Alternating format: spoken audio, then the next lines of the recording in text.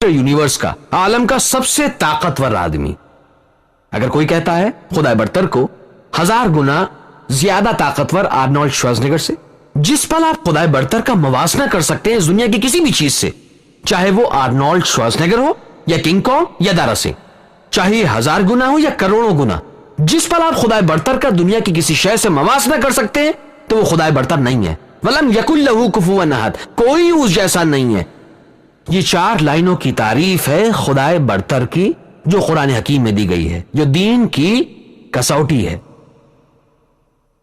اور قرآن حکیم فرماتا ہے سورہ اسراء میں سورہ نمبر 17 آیت نمبر 110، قُلِ ادْعُوا اللَّهَ أَوِ ادْعُوا الرَّحْمَٰنَ أَيَّمَّا تَدْعُوا فَلَهُ الْأَسْمَاءُ الْحُسْنَىٰ. کہہ دیجئے کہ اللہ کو اللہ کہہ کر پکارو یا رحمان کہہ کر، جس نام سے بھی پکارو تمام اچھے نام اسی کے ہیں. آپ پکار سکتے ہیں اللہ سبحانہ وتعالیٰ کو کسی نام سے، لیکن یہ خوبصورت نام ہونا چاہیے، یہ دماغ میں کوئی تصویر نہ بناتا ہو. اور نہیں دی گئی ہے 99 سے کم صفات قرآن حکیم میں اللہ سبحانہ وتعالیٰ کے لیے. الرحمن، الرحیم، انتہائی رحم کرنے والا، سب سے زیادہ رحیم، 99 سے کم نہیں ہے. ہم مسلمان خدا برتر کو پکارتے ہیں عربی نام اللہ سے، اور وجہ یہ کہ ہم پسند کرتے ہیں خدا برتر کو عربی نام اللہ بجائے انگلش لفظ گاڈ کے، کیونکہ انگلش لفظ گاڈ کے ساتھ آپ شرارت بھی کر سکتے ہیں. مثلا اگر آپ گاڈ کے ساتھ ایس جوڑ دیں تو یہ ہو جاتا ہے گاڈز، گاڈ کی جمع، اور اللہ کی جمع نہیں ہوتی. قل هو اللہ احد، کہہ دو کہ اللہ ایک ہی ہے. اگر آپ جوڑ دیں ڈی ایس ایس گاڈ میں یہ ہو جاتا ہے گاڈس، جس کا مطلب ہے ایک مؤنث خدا. کوئی جنس نہیں ہے اللہ سبحانہ وتعالیٰ کا، وہ نہ تو مرد ہے اور نہ عورت. اللہ سبحانہ وتعالیٰ کا کوئی جنس نہیں ہے. اللہ ایک بے مثال لفظ ہے. اگر آپ فادر جوڑ دیں گاڈ کے ساتھ تو یہ ہو جاتا ہے گاڈ فادر، وہ میرا گاڈ فادر ہے، وہ میرا سرپرست ہے. ایسا کچھ بھی نہیں جیسے اللہ فادر یا اللہ ابا اسلام میں. اگر آپ مدر جوڑ دیں گاڈ میں تو ہو جاتا ہے گاڈ مدر. ایسا کچھ بھی نہیں جیسے اللہ مدر یا اللہ امی اسلام میں. اللہ ایک بے مثال لفظ ہے. اگر آپ ٹن لفظ لگا دیں گاڈ سے پہلے یہ ہو جاتا ہے ٹن گاڈ، مطلب نقلی خدا. ٹن اللہ جیسا کچھ بھی نہیں ہے اسلام میں. یہی سبب ہے ہم مسلم بہتر سمجھتے ہیں اللہ سبحانہ و تعالیٰ کو عربی نام اللہ سے پکارنا بجائے انگلش لفظ گاڈ کے. لیکن اگر کچھ لوگ، کچھ مسلم لفظ گاڈ کا استعمال کرتے ہیں اللہ سبحانہ و تعالیٰ کے لیے تاکہ وہ جو نہیں جانتے اللہ کے تصور کے بارے میں وہ جان سکیں تو مجھے کوئی اعتراض نہیں ہے. لیکن مناسب لفظ ہے اللہ، اسے زیادہ ترجیح دی جاتی ہے انگلش لفظ گاڈ کے مقابلے.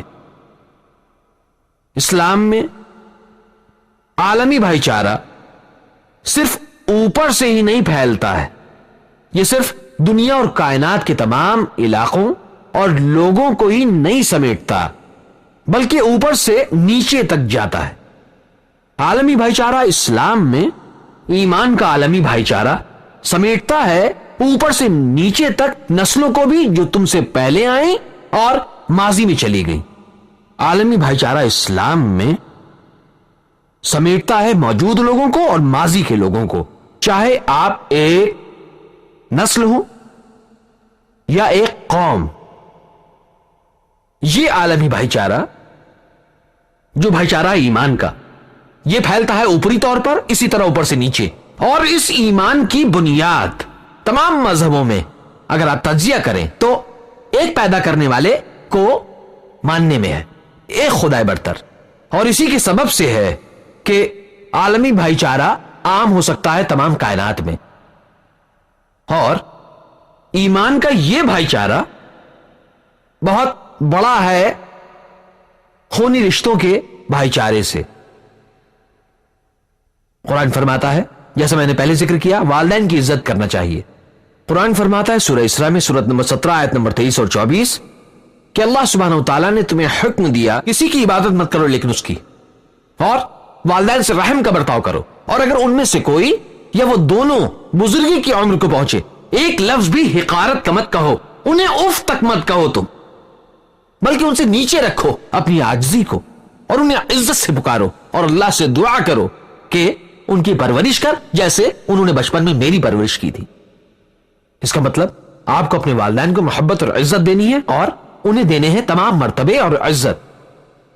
لیکن اس کے ساتھ ساتھ قرآن حکیم فرماتا ہے سورہ لقمان میں سورہ نمبر 31 آیت نمبر 15 یہ کہنے کے بعد کہ اپنے والدین کی عزت کرو، قرآن فرماتا ہے لیکن اگر وہ دونوں کوشش کریں کہ تو میرا شریک ٹھہرائے ایسی چیز جس کا تجھے علم نہیں، اس کا مطلب وہ تجھ پر زور ڈالتے ہیں خدا برتر کا شریک ٹھہرانے پر، تو تو ان کا کہنا نہ مان، لیکن اس دنیا میں ان کا ساتھ دے انصاف اور رحم کے ساتھ۔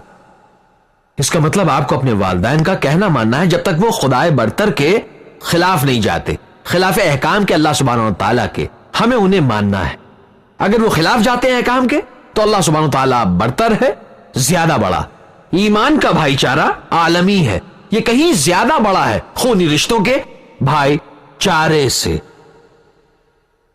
اور قرآن فرماتا ہے سورہ توبہ میں سورہ نمبر 9 آیت نمبر 24 قل ان کان آباؤکم، آپ کہہ دیجئے کہ اگر تمہارے باپ و ابناؤکم اور تمہارے لڑکے و اخوانکم اور تمہارے بھائی و ازواجکم تمہارے شریک زندگی شوہر اور بیویاں و عشیرتکم اور تمہارے کنبے قبیلے، اللہ پوچھتا ہے تم کسے ترجیح دیتے ہو؟ کیا تمہارے باپ، کیا تمہارے بیٹے، تمہارے بھائی، تمہاری شریک زندگی شوہر اور بیویاں، یا تمہارے رشتہ دار؟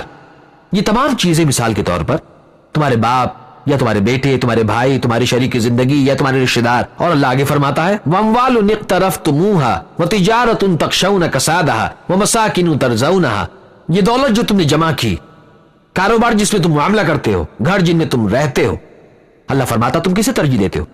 تم کسے ترجیح دیتے ہو؟ اور اللہ آگے فرماتا ہے کہ احب الیکم من اللہ ورسولہ وجہاد فی سبیلہ، اگر تمہیں محبت ہے ان تمام 8 چیزوں کو اللہ سے زیادہ، اس کے رسول اور جہاد کرنے سے، یعنی اللہ کی راہ میں مقابلہ۔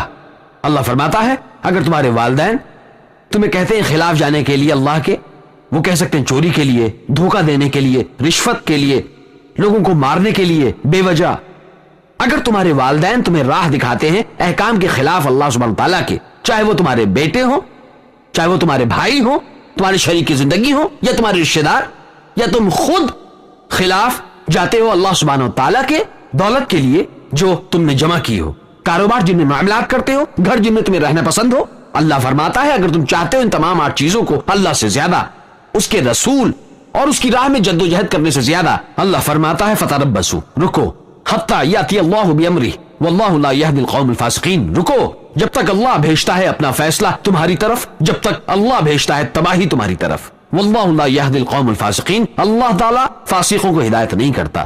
جب عقیدے کے بھائی چارے کی بات آتی ہے یہ بہت بڑا ہے رشتوں کے بھائی چارے سے۔